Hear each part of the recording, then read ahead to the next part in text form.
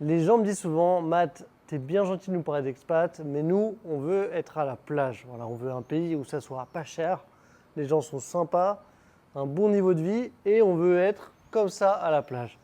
Et c'est vrai que quand je parle du Paraguay, bon, Asunción, c'est sympa, c'est cool, mais il n'y a pas de plage. Ça, c'est indéniable. On peut parler du lac qui est proche d'Asunción, du fameux lac Ipacaray. Si vous vous baignez dedans, honnêtement, je donne pas cher de votre vie. Enfin, du moins, vous aurez sans doute des problèmes de peau pour les 10 prochaines années.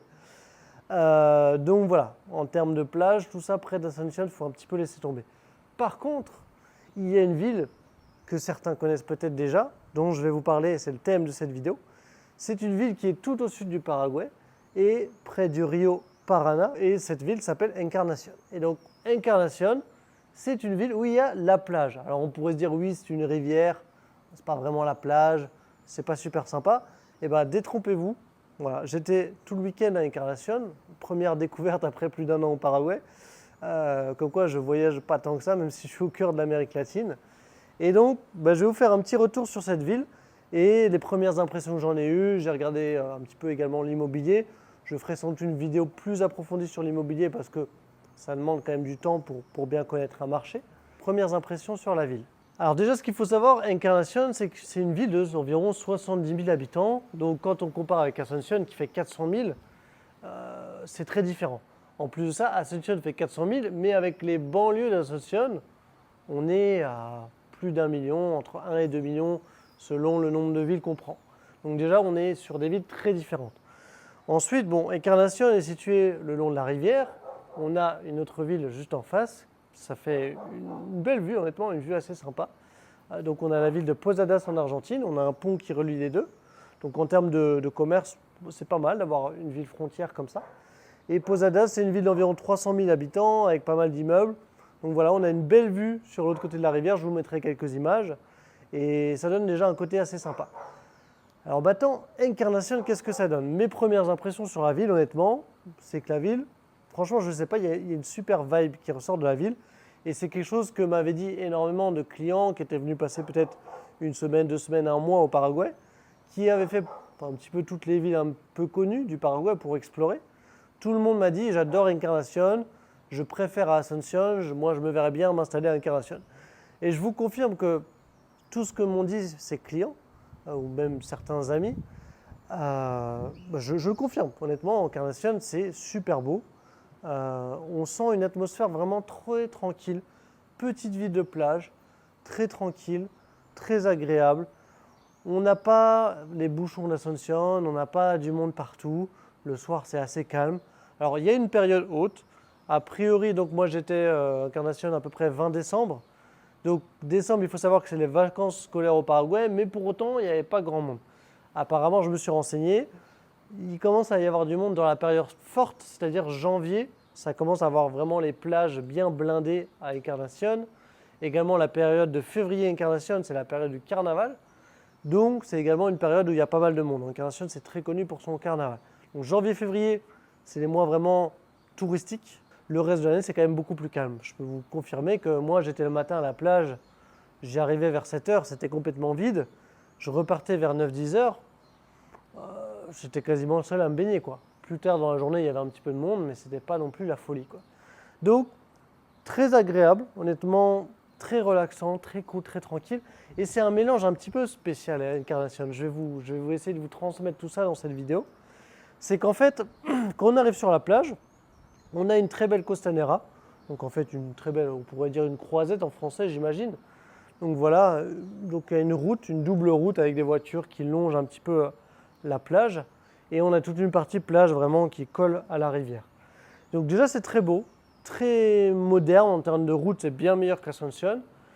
Quelque chose qui m'a aussi frappé, et j'étais avec ma belle famille, donc des Paraguayens qui connaissent assez bien. Il me disait que Encarnación, comparé avec Asunción, c'était un endroit vraiment très propre. Et c'est vrai que je n'avais pas forcément fait gaffe au début. Même après qu'il me l'ait dit, effectivement, oui, les rues sont ultra propres. Asunción, les rues ne sont pas sales pour autant. Mais si vous allez sur le centre historique, Mercado Cuatro, tout ça, bon, c'est pas non plus super propre. Ça pourrait être beaucoup mieux. Donc oui, c'est vrai que Encarnación, on sent qu'il y a vraiment un soin qui est apporté à la ville. J'ai même vu des panneaux qui disaient ville de la propreté, ce genre de choses. Au niveau activité, bon, ça reste le Paraguay, il n'y a pas non plus 500 000 trucs à faire, mais vraiment plutôt bien. J'ai trouvé que c'était un mélange vraiment particulier. Donc de côté, on a ce côté plage, vie à la plage, comme on pourrait trouver peut-être même dans le sud de la France, même si ça ne ressemble pas non plus à 100% bien sûr, il y a des différences. Donc on a ce côté vraiment ville, beach, city life, quoi, grosso modo. Vraiment très à la cool, mais pour autant, les bars ne sont pas ultra modernes. Moi j'étais au Brésil. Le Brésil c'est aussi beach, city life. Voilà, vraiment les villes de port de plage ultra touristiques.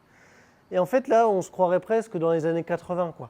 C'est-à-dire qu'il y a tout ce qu'il faut de réuni. Il y a la belle plage, la belle route, les bars, mais tu as l'impression d'être un peu dans le passé quand même. Il n'y a pas tant de monde que ça, c'est tranquille. Les restos, les bars sont sympas à bord de plage, mais c'est pas non plus incroyable. C'est pas spécialement luxueux. Donc voilà, je dis peut-être années 80, j'en sais rien. Moi, je suis né en 90, mais on a l'impression d'être un petit peu dans le passé. On a l'impression d'être dans les villes de vacances, voilà, comme nos parents ont pu connaître, quoi, en fait.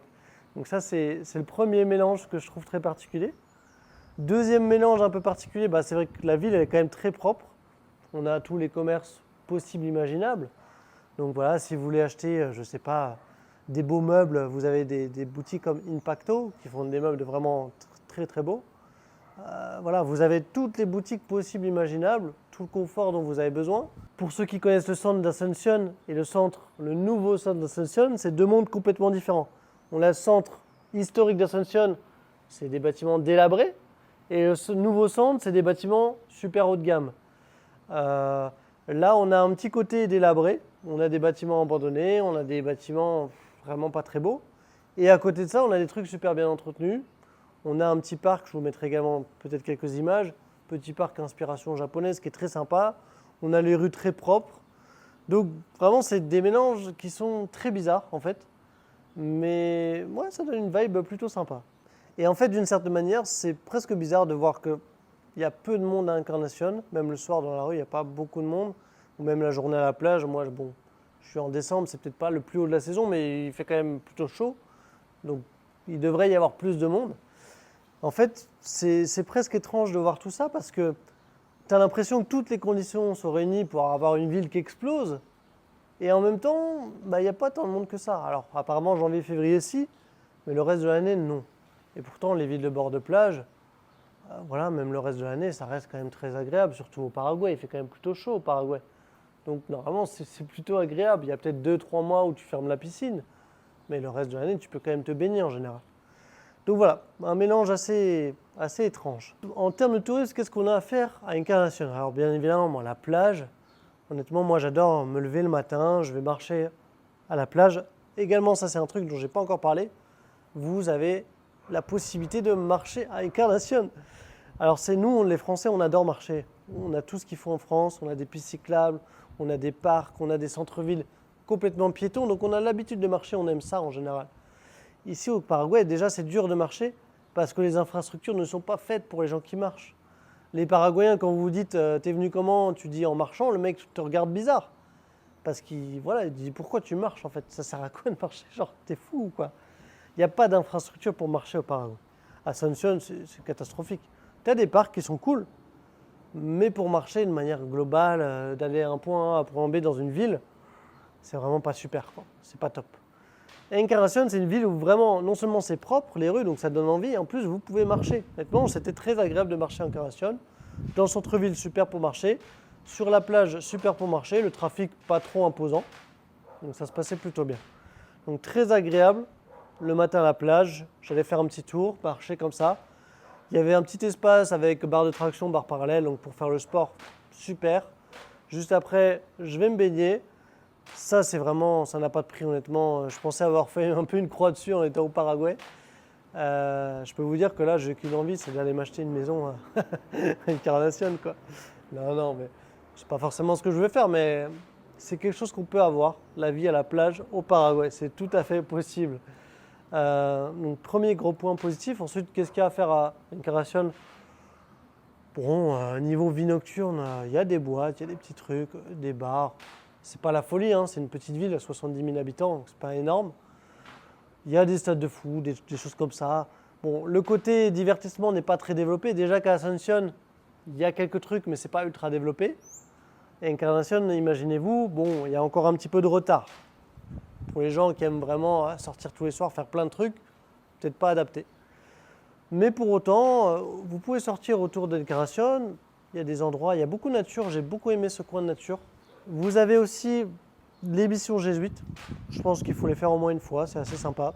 Vous avez Saint-Côme, qui est plus à l'ouest d'Encarnacion, environ 1h30. Vraiment sympa avec un observatoire. Vous pouvez y aller le soir, je vous conseille d'y aller fin de journée, comme ça vous faites les ruines le jour. Et la nuit, vous pouvez faire de l'observation d'étoiles. Ça, je vous conseille de vous renseigner là-dessus. Je ferai peut-être une vidéo sur les visites touristiques, ça pourra peut-être vous intéresser. Donc, Saint-Côme, très sympa, très cool, vraiment, petit bled, super joli. Ensuite, vous avez Trinidad, qui est au nord d'Encarnacion, environ à 30 minutes. Donc ça, moi, personnellement, je pense que c'est celle que j'ai préférée, qui sont vraiment très jolies, avec des illuminations le soir. Donc pareil, allez-y plutôt le soir, vous avez tout ce qui est illuminé, c'est vraiment très joli. Et ensuite, au nord encore de Trinidad, vous avez une autre ville, Jesus de Tabo, non, je ne vais pas dire de bêtises sur le nom, qui est environ à 15 minutes au nord encore de Trinidad, donc ça fait 45 minutes d'Encarnacion. Vous avez une autre ville, enfin une autre ruine jésuite. Honnêtement, c'est sympa. C'est vraiment au milieu de la nature, c'est très joli, notamment quand vous avez le coucher de soleil, ça vaut vraiment le coup. C'est pas à faire 50 fois, mais ça vaut le coup de le faire au moins une fois. Moi, j'aime pas trop les visites. C'est pas forcément mon grand kiff, mais on avait des gens qui nous expliquaient, des guides un petit peu qui expliquaient en espagnol. En plus, c'était des guides qui étaient en général guarani. Donc c'était sympa de pouvoir parler avec eux. Ils nous ont parlé un petit peu de leur tribu, comment ça fonctionnait les Guarani, le fait qu'il y ait 16 tribus Guarani différentes au Paraguay. Voilà, j'ai bien fait mes devoirs, normalement j'ai tout retenu ce qu'ils m'ont dit. Super intéressant, super enrichissant de pouvoir parler avec des gens comme ça. Et j'ai même un Guarani qui m'a invité dans sa tribu. Donc j'y suis pas encore allé parce que c'était pas prévu du tout. Mais j'ai son contact, je vous en dis pas plus, peut-être que je le ferai. Je ne sais pas si je pourrais filmer ou quoi, mais si je le fais, je vous raconterai bien entendu parce que ça a l'air fou, quoi. Ils m'ont dit, ah, je t'inviterai, je te montrerai les danses, les chants traditionnels guarani. Donc voilà. Si vous êtes sympa, peut-être avec votre guide et que vous vous montrez que vous êtes intéressé, peut-être que vous serez aussi invité. Je ne sais pas. Donc voilà un petit peu pour les lieux touristiques. Il y a également un espèce de sanctuaire donc pour les croyants. Au Paraguay, c'est beaucoup la Vierge Marie, donc on a un sanctuaire de la Vierge Marie qui n'est pas très très loin d'Encarnacion, à peu près 15-20 minutes peut-être. Très joli honnêtement, sur le bord de la rivière comme ça, très vert, très très beau. Ça peut être intéressant à voir. Voilà, pas forcément énormément de choses. Vous avez la plage, donc vous pouvez vous baigner, vous pouvez louer des jet skis. J'ai fait du jet ski pour la première fois de ma vie. Ah, franchement, c'était super bien. J'ai payé 18 € pour 10 minutes. Je ne sais pas si c'est cher, je pense par rapport à la France, c'est pas forcément très cher. Pour le Paraguay, peut-être un petit peu. Vous avez aussi des espèces de lits comme ça gonflables et le jet ski qui vous tire. Et donc il vous balade dans tous les sens, c'est assez sympa, ça coûte 3 € par personne. Vous pouvez louer des espèces de petits vélos, enfin vous pédalez comme ça, c'est un espèce de quad à 4 roues quoi, où il faut pédaler. Donc vous pouvez vous balader le long de la plage avec votre espèce de petite quad à vélo là. Ça coûte pas très cher, je crois que c'est une dizaine d'euros de l'heure, même pas, quelque chose comme ça. Assez sympa aussi. Et voilà. Bon, après, si vous vous ennuyez vraiment, vous pouvez aller de l'autre côté à Posadas, hein, c'est quand même une plus grosse ville. Même en voulant être malhonnête, l'Argentine en termes de culture, c'est quand même plus avancé que le Paraguay, quoi. Il y a plus de choses à faire. C'est plus riche culturellement l'Argentine. Donc voilà, vous avez l'Argentine de l'autre côté. Je ne connais pas encore Posadas, mais je pense qu'il y a certainement plus de choses à faire. C'est une ville aussi plus grande. Donc c'est un bon point, vous êtes juste en face au final. Il y a aussi un petit point que j'ai oublié, je le rajoute. J'avais terminé la vidéo, mais je le rajoute. C'est qu'il fait quand même à peu près 3 degrés de moins. Alors on se dit c'est pas grand chose, mais je peux vous dire que quand c'est le plein été, 3 degrés de moins, on est content de les avoir. Donc il fait légèrement plus frais à Encarnacion. Ça on prend. Ensuite, on a du vent, vu qu'on est près de la rivière. Donc ça, le matin, c'est excellent. Et bah voilà, ça fait une différence. Hein. C'est pas grand-chose, mais ça fait une différence. Et également, si vous voulez visiter, le prix des nuits, honnêtement, à Encarnacion n'est vraiment pas cher, quoi. Moi, j'étais dans un hôtel. Bon, c'est pas le grand luxe, mais il y a tout ce qu'il faut. Honnêtement, il y a tout ce qu'il faut. On demande rien de plus. J'ai payé 15 € par nuit, sachant que j'avais un lit double et 2 lits simples dans la même chambre. Donc voilà, pour vous dire, voilà, les gens qui vont en famille, 15 € la nuit pour la famille, avec petit-déj compris. Donc ça, c'est les versions économiques. Ah, si vous voulez un appart pour vous tout seul, avec piscine sur le toit, je sais pas, 20-30 € la nuit maximum, quoi. C'est pas très cher non plus, quoi. Mais là, 15 € la nuit pour 4 personnes par chambre, avec le petit-déj inclus, bon, on peut même habiter tout le mois dans l'hôtel à ce tarif-là, quoi. Honnêtement, ça vaut le coup, quoi, clairement. Et j'en viens à parler à l'immobilier. Donc on a justement cette chose, on se dit, bah, tous les critères sont là pour que la ville, elle explose. En même temps, il n'y a personne. Qu'est-ce qu'il en est des prix? Est-ce que ça vaut le coup d'investir à Encarnacion? C'est une question qu'on pourrait se poser parce que je pense qu'à l'avenir, déjà, c'est une ville qui se développe énormément.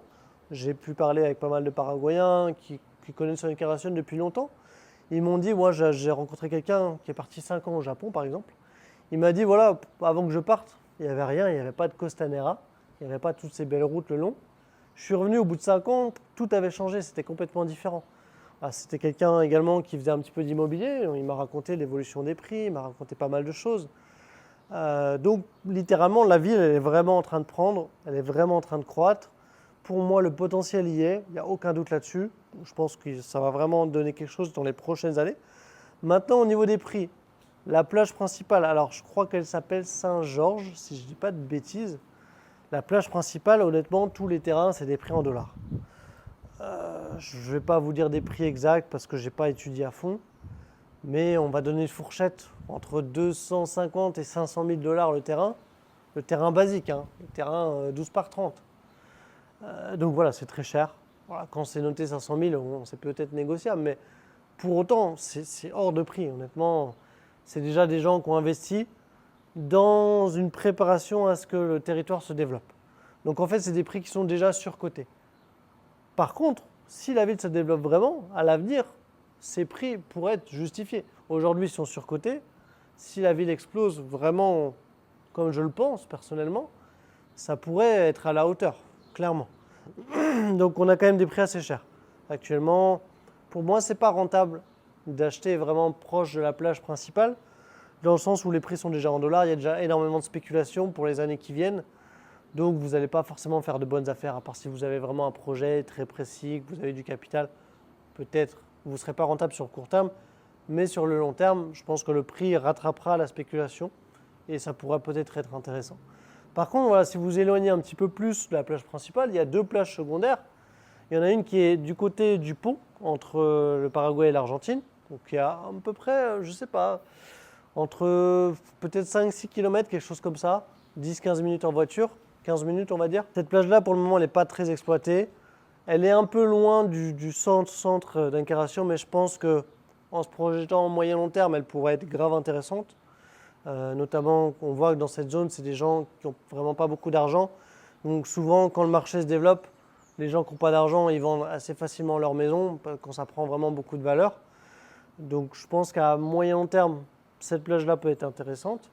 Et de l'autre côté, de la plage principale, à peu près 2-3 km, même pas, 5 minutes en voiture, vraiment pas loin, on a une autre plage qui, pareil, n'est pas énormément exploitée. Elle est plus proche, donc il y a sans doute plus de potentiel. Et en vrai, quartier très sympa, avec un petit peu que ça monte en hauteur comme ça. Moi, j'ai beaucoup aimé le quartier. Pour le moment, pas vraiment exploité. Il y a quelques petits hôtels, guest house, mais vraiment pas grand-chose dans le coin. Il y a 2-3 duplex qui se construisent, donc il y a quand même un petit peu d'investissement immobilier. Il y a également 2-3 immeubles, notamment de la gamme Zuba, qui est une gamme qui est présente à Asunción, notamment plutôt dans les banlieues d'Asunción. Et cette gamme Zuba, c'est un promoteur qui est quand même assez connu, hein. Il a plus d'une vingtaine d'immeubles. Donc on a déjà des Zuba à Encarnacion dans cette zone justement de la plage secondaire. Donc pour moi, c'est quand même une zone assez prometteuse. Les prix ne sont pas encore en dollars. J'ai regardé, grosso modo, ça va être à partir de 40 000 € le terrain. Donc oui, c'est cher peut-être pour le Paraguay, Voilà, si vous voulez des terrains à la campagne, vous pouvez avoir beaucoup moins cher, bien sûr. Mais là, on parle d'une ville bord de plage. On ne parle pas de n'importe quoi, on parle d'une ville qui est en pleine croissance, alors on n'est jamais sûr de ce que ça va donner, mais pour le moment, moi, je vois beaucoup de choses positives à Encarnacion. Donc, 40 000 euros un terrain, ça peut vraiment grimper. Ça peut vraiment grimper dans 5-10 ans, comme ça, à moyen terme, ça peut vraiment être intéressant. Donc, je pense que c'est une ville à surveiller. Les zones principales sont déjà un petit peu surcotées. Les zones secondaires sont peut-être un peu chères, mais avec quand même un beau potentiel de croissance. Donc voilà, en termes immobiliers, je pense qu'il y a quand même quelque chose à faire. Donc voilà, écoutez, c'est tout pour le moment sur la petite analyse d'Encarnacion. Comme quoi, tous les détracteurs du Paraguay qui disent on ne peut pas être à la plage au Paraguay, bah si, voilà, la Thaïlande c'est sympa, mais Encarnacion c'est encore plus cool. Donc voilà, venez visiter Encarnacion, très très cool. Pour l'immobilier, peut-être pas. Peut-être dans les zones secondaires, un petit peu extérieures à Encarnacion, ça peut valoir le coup si ça croît vraiment. Je vous referai peut-être une vidéo spécialisée IMO là-bas, il faut que j'y retourne, il faut que j'analyse un petit peu. Il y a d'autres villes avec des plages qui sont assez sympas. J'ai plus le nom en tête, mais à peu près à 20 minutes d'Encarnacion, il y a une autre ville avec une très belle plage et qui est pareil assez sous-exploitée. Donc c'est des villes vraiment beaucoup de potentiel. Donc je vous ferai une analyse complète là-dessus et comme ça, je prendrai vraiment le temps de choper les renseignements et de voir où est-ce que ça pourrait avoir le coup ou non.